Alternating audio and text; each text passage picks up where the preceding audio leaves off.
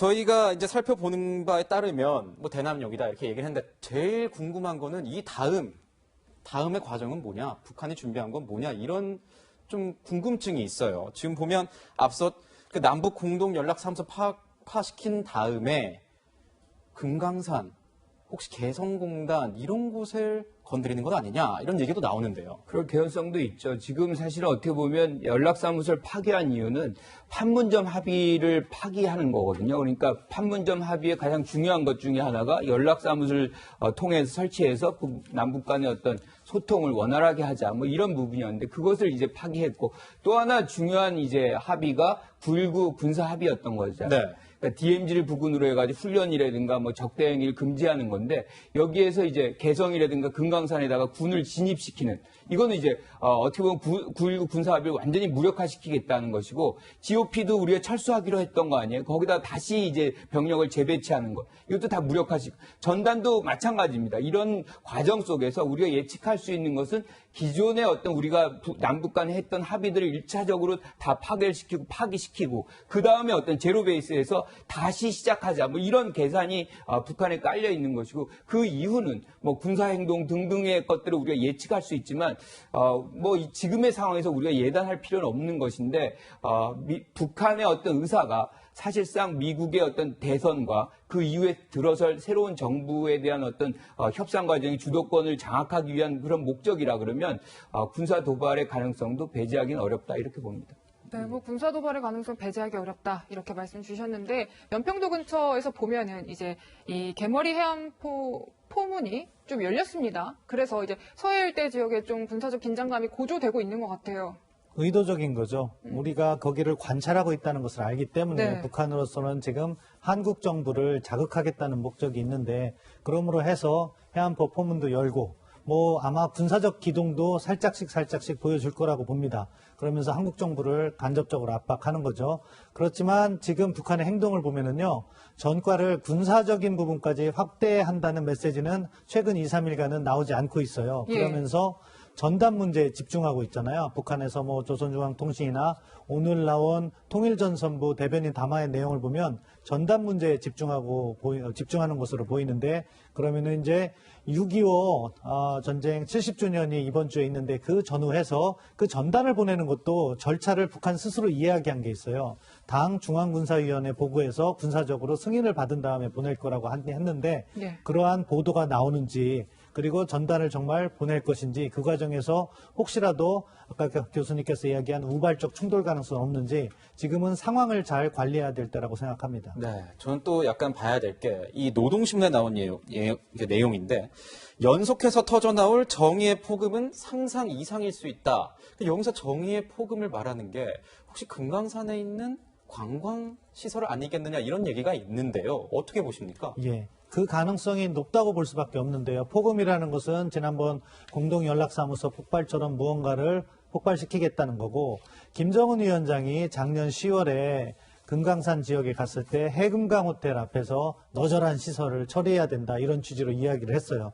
그렇다면 북한은 자연스럽게 다음 타겟 무언가 한국을 압박하고 자극하고 또 북한 주민들을 동원하기 위해서 선전하려면은 추가적인 도발이 필요한데 군사적인 도발은 사실 우리 군이 대비태세를 강화하면 성공하지 못하거든요. 그런 차원에서는 해금강 호텔이라든가 금강산 지역에 우리 측 시설을 다시 한번 폭발시킬 가능성이 있다. 그 점은 뭐 우리도 준비를 하고 대응해야 된다고 봅니다. 그러니까 보면은 이게 말폭탄을 계속 이렇게 날리는 거 보면 오히려 이거는 진짜 하겠다는 의사도 뭐 있을 수 있겠지만 지켜봐라 계속 우리 계속 신경 써라 이런 사인일 수 있는 거죠. 그렇죠. 전반적인 목적을 여러 가지로 따지면 가장 큰 목적은 내부에 있다고 보고요. 그 다음에 이제 한국 정부를 압박하는 데 있어서 수단은 북한이 여러 개를 가지고 있는 거죠. 군사적인 부분도 있지만 말씀드린 것처럼 군사적인 부분은 잘못하면 북측의 피해가 더 클 수 있으니까 군사적인 부분은 전시 효과를 극대화하는 수준에서 북한군의 움직임을 보여줄 것이고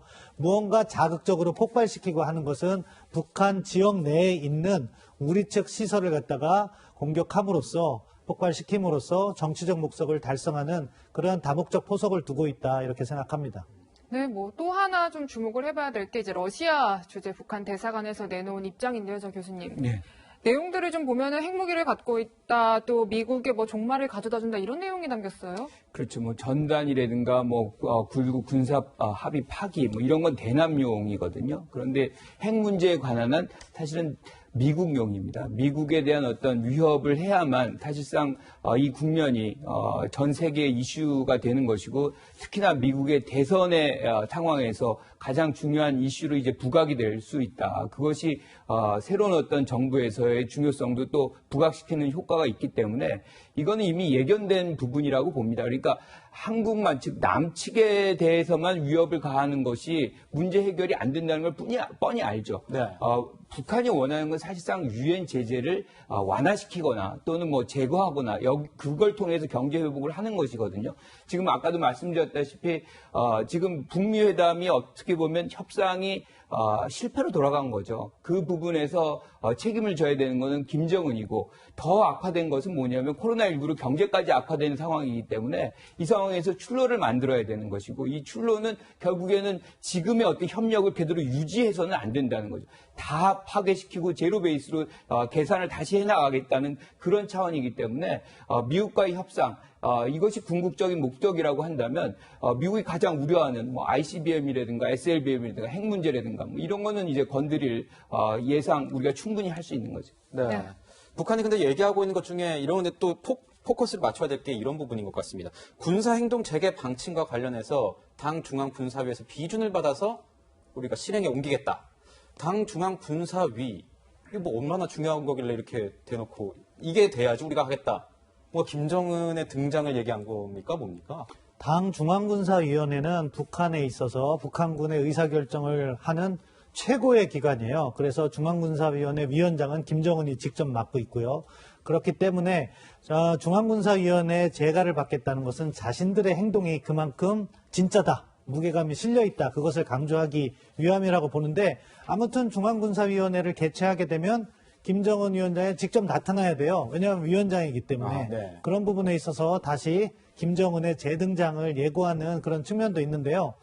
5월 1일 날 김정은이 인비료 공장 등장했고 그 다음 등장한 게 24일 날 중앙군사위원회를 개최했는데 이때는 미국을 향한 메시지를 냈어요. 그리고 다시 6월 7일 날은 정치국 회의에 등장했고 그러니까 시기적으로 6.25를 전후하면 지금 북한이 한 보름이나 20일 사이에 김정은 위원장을 주기적으로 등장시키고 있는데 이제 나타날 때가 됐어요. 따라서 이번 주가 상당히 중요한 주라고 보는데 그렇게 개최를 하면 그런 요구사항을 수용하는 메시지를 내면서 어떻게 보면 대남 도발성 메시지를 직접 낼 수도 있고 만약에 자신이 등장시키지 않고 북한이 전단 산포 정도만으로 이렇게 범위를 축소한다면은 북한의 도발은 예상보다 크지 않을 수도 있다. 그렇기 때문에 이번 주가 향후 북한의 행보를 가늠하는 매우 중요한 주가 될 것이라고 봅니다. 네, 방금 이번 주가 매우 중요하다 이렇게 말씀도 주셨는데 어쨌든 김정은 위원장한테 굉장히 관심이 가는 건 사실이잖아요. 그러니까 채널A 취재 결과 지금 현재 이제 평양에 있다는 것으로 좀 취재가 됐습니다. 그 내부 수청 작업을 진행하고 있는 걸로 보이죠? 예, 뭐 항상 북한 이렇게 보시면 될 것 같아요. 최고 지도자가 잠행을 한다, 잘 나타나지 않는다는 내부를 단속하고 있는 과정이다. 그런 측면에서는 뭐 숙청 작업이 지금 이루어지고 있다 단언할 수는 없죠. 북한의 정보가 제한되기 때문에 그렇지만 그런 과정이 있을 수 있다는 가능성이 있는 거고요. 무언가 의사결정 과정에 김정은이 참여할 수 있다. 그런 측면도 있고 다른 한편에서는 최근 김정은의 행보가 사실 자연스럽지 못한 것은 사실입니다. 그렇기 때문에 건강 상태가 뭐 치명적이진 않다고 하더라도 어느 정도 불편한 상황이다. 그런 추정도 가능하게 합니다. 네. 저는 근데 좀 궁금한 게 김 교수님. 네. 내부 수청 작업을 계속 한다는 이유는 역설적으로 보면은 아직 내부가 굉장히 불안정하다. 백두혈통이라는 김정은이 뭔가 이게 제대로 지배력을 뭐 제대로 이렇게 발산을 못하고 있다. 이런 의미로도 보이는 거잖아요. 무슨 이유가 있나요? 몇 년이나 됐는데. 2년에 정권을 잡았잖아요. 11년에 이제 김정일이 죽고. 사실상 지금 뭐 굉장히 기간이 길어요. 그래서 이미 정권은 다 공고화됐다라고 저는 봅니다. 문제는 지금의 상황이 굉장히 안 좋다는 거죠. 그러니까 민심의 동요가 있다. 결국엔 코로나19라는 것이 경제적인 어떤 이 어려움을 더 가중시키고 있고 지금 다른 국가로부터 지원이라든가 이런 것들이 거의 발생하지 못하는 그런 장면이기 때문에 이 내부적인 어떤 단속을 하지 않으면 동요가 확산될 가능성이 있거든요. 그래서 자맹의 과정 속에서 뭐 여러 가지 설들이 나왔잖아요. 뭐 아프다, 뭐 하다. 그때의 행동을 기준으로 해서 뭐 숙청을 한다. 뭐 그런 설도 있어요. 하지만 그건 확인된 것이 아니기 때문에 우리가 뭐 얘기를 할 수는 없는 거지만 어쨌든 그만큼 내부 단속의 필요성이 내부적으로 존재한다. 이렇게 봐야 되겠죠. 네, 뭐 이런 여러 상황 조율을 위해서 방미했던 이도훈 본부장이 귀국을 했습니다. 준비한 영상부터 보시겠습니다. 저희가 대북 제재 완화 요청했나요? 남북 경협 관련해서 제재 예외를 두는 내용에 대해서 혹시 논의는 없었나요? 1월 만나면 간담회까지 하셨는데 이건 이례적으로 이렇게 침묵을 지키시는 이유가 혹시 있는지. 일본, 미국, 중국 간에 이렇게 조율이 좀 있었나요? 저희들은 항상 소통하고 있으니까요. 네, 이도훈 외교부 한반도 평화교섭 본부장이 이제 방미를 했고, 이제 스티븐 비건 국무부 부장관도 만났다는 것으로 알려진 거 아닙니까? 좀 어떤 논의가 이루어졌을까요? 뭐 우리 정부 입장에서는 우리가 하고 싶은 이야기를 다 한 것 같아요. 그걸 하기 위해서 갔다고 봐야 될 거고요. 그렇게 보면은 지금 북한이 대남 전단을 가지고 한국 정부를 압박하는 상황에서 전반적으로 한반도 상황을 어떻게 관리할 것인가. 뭐 한반도 상황을 관리하는 데서는 크게 두 가지 측면이 있는 거죠. 한쪽은 대화, 다른 한쪽은 북한의 위협에 대한 억제. 이 두 가지 논의를 다 했을 거라고 보고, 대화의 측면에서는 우리 정부가 결국 북한과 대화를 희망하고, 그렇게 하기 위해서는 제재라는 문제를 어떻게 유연하게 가져갈 것인가, 제재 완화와 관련된 입장을 꺼냈을 거라고 봅니다. 다만 이도훈 본부장의 저 인터뷰 내용을 보면 아직 미측과 구체적인 성과는 없는 것 같아요. 계속 왜냐하면, 침묵을 지키잖아요. 예, 어느 정도라도 논의가 된 진척된 부분이 있다면은 뭐 유익한 대화를 나눴다든가 그런 표현이 나와야 되는데, 소통을 하고 있다는 표현만 하셨잖아요. 그런 것은 아직은 뭐 우리가 미측과 공감대를 형성하지 못한 것 같습니다. 네, 소통하고 있다. 이거 보면 외교적인 수사로서 봤을 때는 아직 결과물이 나오지 않았다. 이렇게 볼 수 있는 거니까요. 그렇군요. 보면 이제 여권에서도 또 얘기가 계속 나오고 있습니다. 지금 여권에서는 이 한미 워킹 그룹에 대한 얘기가 좀 나오는 것 같아요. 남북 관계를 악화시킨 건 한미 워킹 그룹 때문이다. 뭐 이런 얘기가 나오는데 개편이나 해체 뭐 이런 걸 요구하는 목소리가 나오고 있다는데 무슨 내용입니까? 그러니까 이 얘기가 나오게 된 배경도 사실 김여정이 이걸 언급했기 때문이에요. 그러니까 한미 워킹그룹이라는 것이 오히려 남북 간의 협력을 방해하는 그런 역할을 한다. 뭐 이런 식의 얘기인데 사실은 유엔 제재의 어떠한 사업을 할 때 이것이 저촉이 되느냐 안 되느냐는 것을 유권 해석을 받아야 되거든요. 그래서 네. 우리 유엔 이제 대표부 같은 경우에 이제 그거를 협의를 해요. 그 유엔 제재위원회에다가 그럼 이거는 해당이 된다 안 된다 뭐 이런 건데 결국엔 그것도 다 미국이거든요.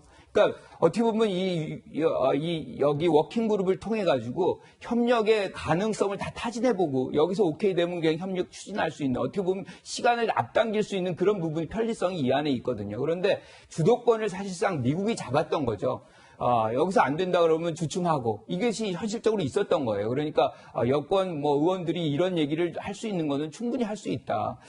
다시 얘기하면 워킹 그룹의 존재가 나쁜 것이 아니고 이걸 통해서 뭔가 협력을 주춤하게 하는 그런 효과들이 있었다는 거죠. 그래서 주도권을 우리가 좀 잡아올 필요가 있겠다. 그래서 설득의 어떤 부분이라든가 이걸 좀 더 강화시키고 이거는 저는 유지시키는 것이 필요하다라고 봐요. 왜냐하면 미국하고 직접적으로 소통하는 가장 직접적인 창구이기 때문에 이것을 불필요하고 없앤다 그러면 우리가 돌아 다시 유엔까지 가야 되는 얘기가 돌아옵니다. 그러니까 이 부분에 대해서 뭔가 우리가 불편한 점, 부족했던 점이 있다 그러면 이걸 보완하는 차원에서 접근을 해야 하는 것이 맞겠다 이렇게 생각합니다.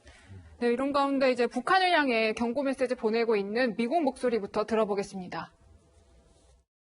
General Abrams has been able to sustain that. I mean, I hear from him or speak with him weekly. The force is in very good shape, and they've been able to do it and preserve the readiness. I can confidently say that we are preserving the fight tonight status readiness that we need on the peninsula with our ROC allies.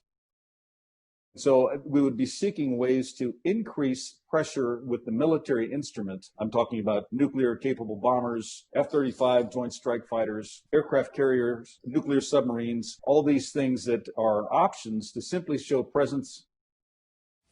뭐 여러 가지 전략자산 재개 뭐 이런 것들 또 한미 연합훈련 축소됐던 거 다시 재개하는 것들이 논의가 되고 있는데 그 가능성 좀 어떻게 보세요? 뭐 미국 입장에서는 항상 위협이 고조되면 그런 목소리를 전해옵니다. 대비태세를 갖다 강화해야 되는 것이고 한반도에서의 대비태세는 기본적으로 한국군이 중심이 되지만 한미동맹에 기초했기 때문에 동맹 차원에서 어떠한 억제력 강화를 해줄 것인가 그런 부분을 논의해왔는데요. 그 가장 대표적인 것이 두 개죠. 연합군사 훈련하고 전략자산을 어떻게 전개할 것인가. 이게 핵심이 되는 거기 때문에 미국에서는 그런 부분에 대해서 제의를 해올 거라고 봐요.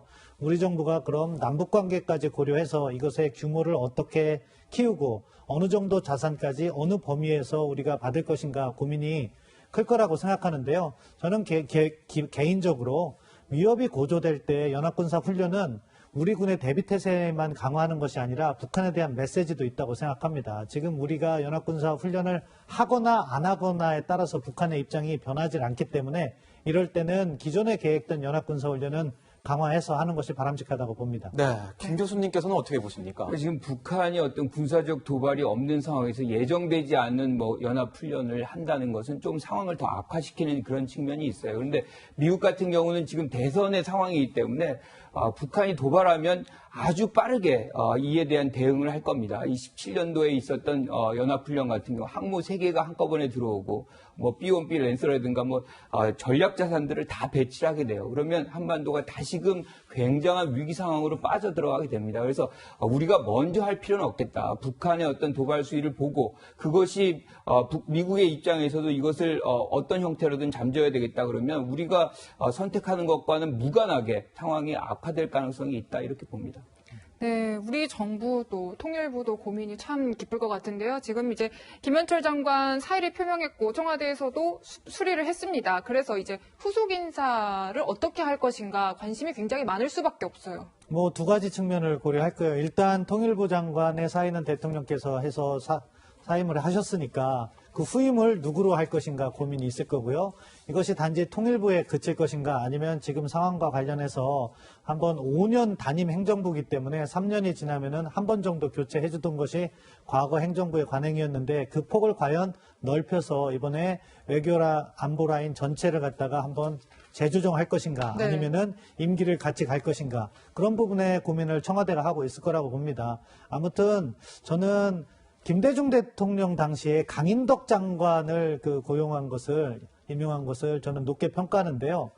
완전히 입장이 다르신 분이었어요. 어떻게 보면 대북 강경파라고 부를 수 있을 정도로 원칙적인 그 대북 정책을 주장하셨던 분인데 통일부 장관에 임명해서 햇볕 정책을 추진하게 함으로써 이렇게 어떻게 보면 국민 통합의 모습도 보이고 그런 장점을 잘 활용했는데 지금 우리가 뭐 북한 문제도 있지만 안으로서는 그 이견이 워낙 첨예하게 다르다 보니까 가능하면 이렇게 국민을 통합할 수 있는 그런 인물로 잘 선정했으면 합니다. 네, 그렇군요.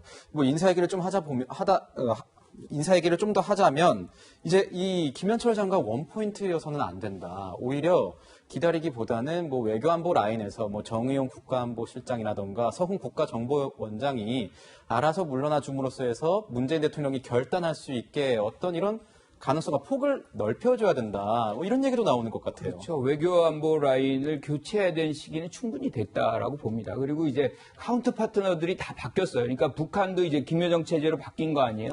그리고 미국 같은 경우 11월 대선이 되면 사실상 뭐 바뀌는 것은 당연한 겁니다. 그래서 그런 차원에서 본다 그러면 뭐 통일부 장관 인사할 때 모든 것을 바꾸는 그런 것보다는 조금 늦어지더라도 그것을 일단 준비를 해서 그 이후의 상황을 좀 대비하는 그런 인선들을 좀 지금부터 고심을 해야 되는 필요성은 충분히 있다 이렇게 봅니다. 네, 또 들어보니까 이게 하고 싶어도 국회 개원이 또 맞물려 있는 것 같더라고요. 청와대 입장에서. 그렇죠. 아무래도 뭐 청문회 같은 과정들을 이제 거쳐야 되기 때문에 국회 개원이 실질적으로 이루어진 이후나 그런 것들이 논의가 시작돼야 된다 이렇게 생각합니다. 네, 뭐 지금 미국에서는 볼턴 전 보좌관의 회고록이 굉장히 논란이 되고 있습니다. 지금 내용들이 조금 공개된 거를 보면은 이제 북미 회담들의 뒷이야기들이 좀 담겨 있는 것으로 보여요. 어떻게 보면 안 좋은 장면이에요. 대통령과 전직 국가안보보좌관이 설전을 벌이고 있는데 아무튼 볼턴은 트럼프 대통령이 북한 문제를 접근함에 있어서 미국의 국익에 기초한 심각한 접근보다는 포토 오퍼튠이라고 얘기했어요. 사진 찍는 기회로 활용했다. 그러니까 트럼프 대통령의 즉흥성을 이렇게 비난하면서 트럼프 대통령의 잘못된 말들, 김정은 위원장에게 뭐 갑자기 준비된 거 없이 연합군사훈련을 축소해 준다거나 제재 완화 가능성을 시사했다거나 볼턴의 입장에서는 반대했던 그런 생각들을 가지고서는 공격을 하고 있는데요. 그것이 만약에 2018년에 현실이었다면 사실일 가능성은 높은 것 같은데 아무튼 지금 한반도 상황을 다시 한번 조정하는 그런 계기로 삼아야 된다. 왜냐하면은 어떻게 보면은 기초 작업이 잘 준비된 상황에서 정상회담을 갖는 것이 외교적 관례였는데 그 당시에는 그런 준비 없이 탑다운 방식이라고 했잖아요. 최고 지도자들 간의 뭐 정상회담이나 신뢰 구축을 통해서 모든 문제를 푼다고 했는데 그러한 신뢰가 구축되지 않았음을 잘 보여주는 것이다. 따라서 지금 원점으로 돌아온 남북관계라든가 북미관계, 미북관계를 다시 한번 우리가 정비해 볼 필요는 있다고 생각합니다. 네, 볼턴 전 보좌관 회고록을 좀 보자면 2년 전 싱가포르 회담 얘기도 좀 나오는 것 같아요. 여기서 제재 해제에 대한 얘기를 꺼내므로 해가지고 뭔가 희망 사항을, 낙관론을 너무 큰 낙관론을 펼치면서 잘못된 사인을 줬다.